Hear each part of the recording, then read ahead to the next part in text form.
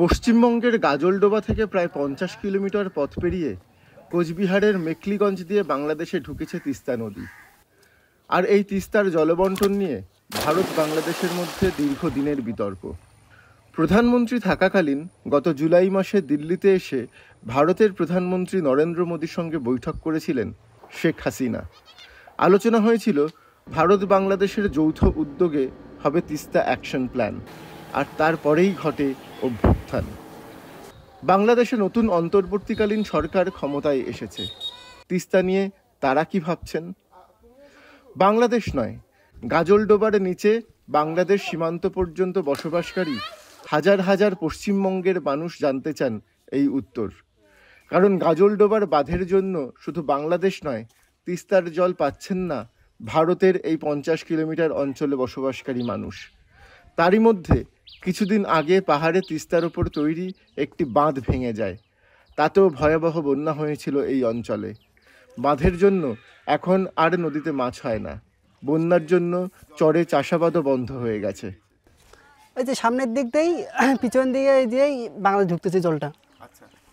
আগে তো আমাদের সুবিধা ছিল, এখন তো আমাদের ওই যে ড্যাম ভাঙার পর থেকে এবার তিস্তার অবস্থা খুব খারাপ আছে। মানে মোটামুটি আগে তো মোটামুটি আমাদের এই যে চরটা ছিল চওড়া ছিল, এখন ওই যে ব্রিজের কিয়ার থেকে ব্রিজে যে কিয়ারের বাঁধটা হওয়ার পর থেকে আমাদের নদীটা চওড়াটা খাটো হয়ে গেছে।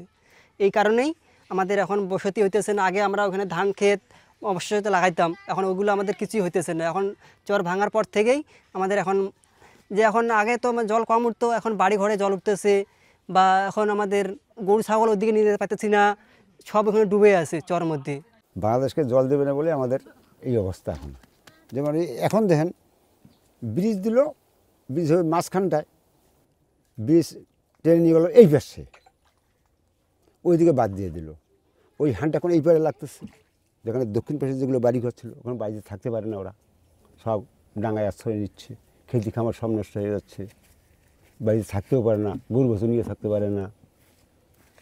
ওরা যেটা ভালো মনে করবে ভারত সরকার বা বাংলাদেশ সরকার সেই করবে। এখন সরকার কি পরিস্থিতি নেয় সে সরকার বুঝবে এখন যে ভালো হয় সেটাই হবে, করলে ভালো হয়।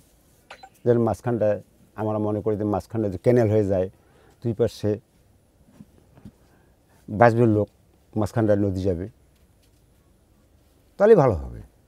বাংলাদেশের নতুন সরকার যদি তিস্তার জল নিয়ে ভারতের সঙ্গে নতুন করে আলোচনায় বসে, তাহলে খানিকটা সুরাহা হয় এই অঞ্চলের মানুষের। সীমান্তের ধারে বসবাসকারী এই মানুষদের বক্তব্য, প্রতি বছর বন্যার জল ঢুকছে তাদের বাড়িতে, ভাঙছে পাড়, ভেসে যাচ্ছে ক্ষেত। তার উপর তিস্তার ওপর নতুন সেতুর কারণেও নষ্ট হয়েছে জমি। অসহায় অবস্থা তাদের। আমাদের সমস্যা খালি একটাই, মানে এদিকে তো বিএসএফরা ভালো পাহারা দেয়, পাহারা না দিলে আমরা এত কাছে থাকতে পারতাম না। কিন্তু এই যে আমাদের মাঝে মাঝে কি বছরে 2-3 বার আমাদের বন্যায় চুবান খেতে হয়। বান নাই, বান একদম ভেঙে গেছে। এই বাঁধের জন্যই আমাদের কষ্ট।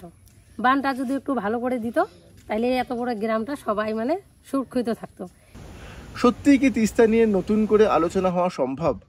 তিস্তার উপর যে নির্মাণগুলি হয়েছে তারই বা কী অবস্থা? এখনই ওই হাসিনার সফরে জুলাই মাসে যে কথাবার্তা হয়েছে সেটা ধরবেই না।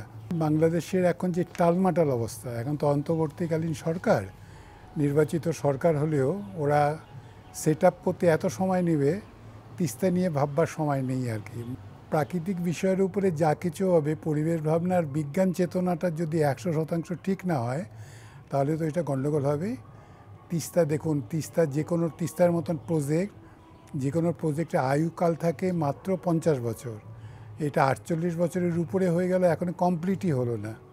তিস্তার ডানহাতি খাল বাঁহাতি খাল আছে, ডানহাতি খাল দিয়ে অল্প একটু জল যায় শিলিগুড়ি ফাঁসিদাবাদ দিকে, বাঁহাতি খালটা তো চালুই হলো না, অথচ 50 বছর হতে চললো।